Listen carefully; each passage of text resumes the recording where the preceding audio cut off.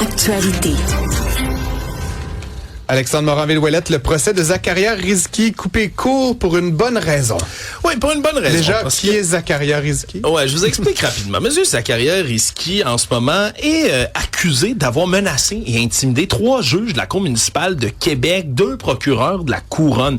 Lui qui a renvoyé des enveloppes avec des photos qu'il avait prises des juges où ils se trouvaient dans leur état civil, se promenaient par exemple à l'épicerie et commençaient à envoyer des photos de ces personnes-là à l'épicerie, du juge dans sa voiture, des photos de sa voiture stationnée, des photos des logements des juges, donc vraiment dans un but de mener une campagne d'intimidation. C'est ce qu'on accuse au procès, donc M. Rizki, d'avoir fait en faisant ça. Aucun lien avec Marois Rizki? Aucun lien avec Marois Rizki, de ce que j'en sache, du moins. Et là, lui est en ce moment en train de faire son plaidoyer, là, parce qu'il se représente lui-même, ce charmant monsieur. Et là, il se met à expliquer, puis toutes sortes de choses, puis se lance dans une longue tirade. Le juge Maxime Roy, 2 fois, l'interrompt, dit là, monsieur, attention, faites pas aller là, on sait pas pourquoi vous rendez là. Il se met à parler d'Allah, se met à parler de l'injustice, de toutes sortes d'affaires. Et là, maintenant, dit, et je vous le cite, il dit, la preuve du côté de la défense ne révèle pas ce que je vais faire après votre décision. Il dit ça au juge et au jury qui est présent. Et donc, a littéralement eu des propos menaçants dans un procès pour avoir tenu des propos menaçants envers des gens du système de justice, ce qui a fait en sorte qu'on a immédiatement interrompu les plaidoiries, qu'on l'a renvoyé donc en dedans, en bon français, et le juge a dû expliquer après ça au jury de ne pas se sentir intimidé, de continuer à faire leur travail quand même. Mais c'est assez exceptionnel, merci, de voir que quelqu'un qui est accusé de quelque chose fait la même affaire en plein milieu de son procès. Étonnant et pas étonnant en même temps. Ça semble être quelqu'un qui reproduit un certain schéma. Oh my God, les chiens sont arrivés. J'ai eu toutes les difficultés du monde à revenir en Alexandre Morin-Villouellette, un avion de ligne évite de justesse une collision avec un avion militaire américain au large du Venezuela. Ouais, c'est la compagnie américaine JetBlue qui annonce ça, là, parce que c'est JetBlue qui s'occupe de faire la liaison aérienne entre l'île de Curaçao et New York, OK? Ouais. Et là, en faisant cette île qui se trouve dans les Caraïbes, et en allant vers New York, ils ont failli foncer en plein dans un avion ravitailleur de l'armée américaine, ce qui aurait pu avoir des conséquences, on se comprend, catastrophiques, là, puis coûter la vie à des centaines de personnes en faisant ça. Il aurait évité de justesse parce que cet avion-là militaire avait pas activé son transpondeur, ce qui permet aux avions de se voir entre eux, de se localiser. Mais ce qui fait en sorte que à quelques mètres près, on a failli avoir une collision massive. On parle de 2 avions américains, là, oui. Un avion de passagers qui volait depuis cette région-là et un avion militaire. Donc, il y aurait pu y avoir de nombreux morts américains, j'imagine, dans cet éventuel... Ça aurait pu être aussi la vie de militaires américains qui aurait pu être mise en jeu dans cette histoire-là. Parce que je rappelle, on se trouve dans les Caraïbes, on est au large de quoi? Du Venezuela, et c'est dans cette région-là qu'on est en train d'amasser beaucoup de gens et de matériel du côté de l'armée américaine. Et c'est ce qui a mené donc à cette quasi-collision. On dit qu'on va enquêter du côté du gouvernement militaire, mais dans l'aviation civile, on a frôlé la catastrophe. Et finalement, cet attentat de Sydney qui a eu lieu hier, attentat évidemment où plusieurs personnes, le dernier chiffre que j'ai vu c'était 16, mais je crois que le bilan s'est alourdi, Alexandre, depuis. Ouais, le bilan, moi aussi, j'ai vu la dernière fois à 16, mais quand on parle d'une quarantaine de blessés là qui se trouvent à l'hôpital. Très grièvement, ouais. Certains très grièvement. Il y a des policiers aussi qui se trouvent là parmi les blessés puisqu'ils ont échangé des coups de feu avec les tireurs, un père et son fils Sajid et Navid Akram, qui le plus vieux, le père, a été abattu par la police. Le plus jeune, 24 ans, lui, est hospitalisé dans un état critique. On ignore s'il va se réveiller de tout ça.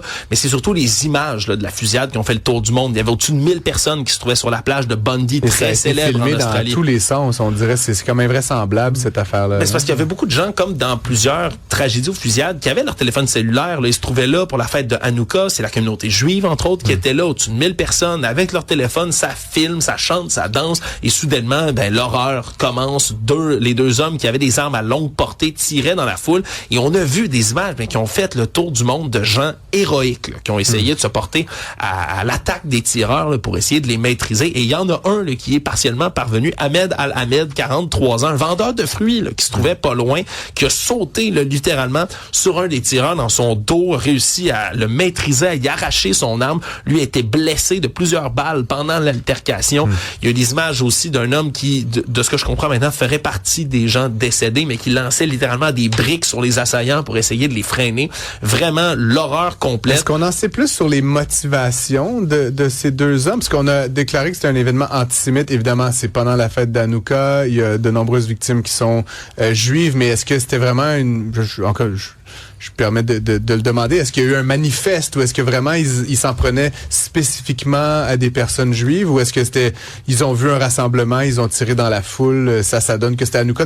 Encore une fois, j'ai pas vu l'explication derrière cet acte terroriste. Il y a certaines sources qui parlent qu'il y aurait là des drapeaux même de l'État islamique qui auraient été retrouvés dans le véhicule des deux individus, mais c'est certaines sources là, pour l'instant, les autorités l'ont pas confirmé, mais ce serait oui une attaque antisémite et on parle d'actes terroristes, ni plus ni moins, et du côté de la police et du côté du gouvernement australien.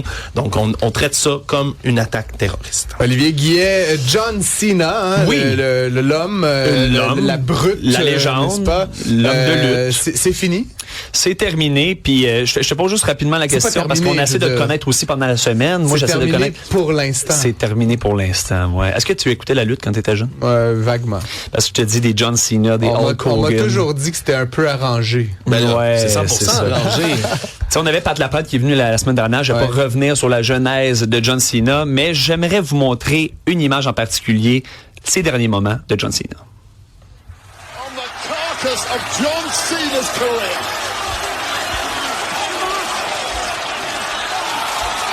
John Cena has tapped out. Là, ce que vous voyez, ce que vous avez entendu, en fait, c'est John Cena qui, pour la première fois en 20 ans, a abandonné pour son dernier combat professionnel de la WWE. Et vous me direz, c'est arrangé, Oui, mais, j'ai quand même un petit mais, ça s'explique pourquoi il y a une défaite, parce que normalement, comment tu justifies un champion qui prend sa retraite et qui gagnerait son dernier combat, / truc de lutte, en carrière. On s'entend, ça ne fait pas tant de sens. Et l'homme qu'on voyait à l'écran et que vous avez entendu, lui qui étouffait la gorge de John Cena, c'était Gunther, est un gaillard là, de 6 pieds 4 pouces. Gunther, c'est un Autrichien qui est 250 livres et 10 ans le cadet de Cena. Cena a 48 ans, donc lui a 38 ans.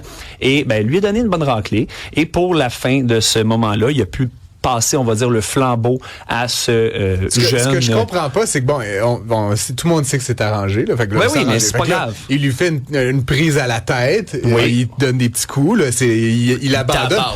Pourquoi qu'il se reprend pas dans 2 semaines? Tu vois, je veux dire, qu'est-ce qui fait que c'est fini? C'est la fin d'un arc narratif, à la limite, mais il a annoncé sa retraite. Au-dessus d'un an, c'était son dernier combat, c'était prévu. C'est John Cena qui a plusieurs entreprises, qui est un comédien, c'est la fin de ce gugus-là, mais il va faire des millions de dollars de d'autres. Oui, c'est pas une surprise pour personne.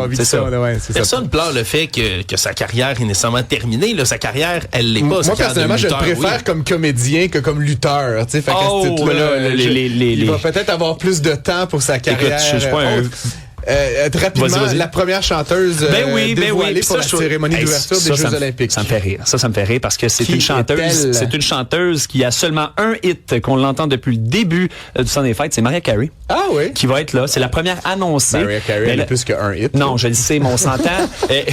J'en conviens. 72 hits. J'en conviens, mais quand même, tu sais, on dit là que c'est le communiqué de Milano Cortina. Ils disent que c'est une artiste unique et qui a une œuvre musicale capable de traverser les générations et les cultures. Mais une œuvre musicale, ça me fait rire parce qu'est-ce qu'on parle ici de son hit de Noël.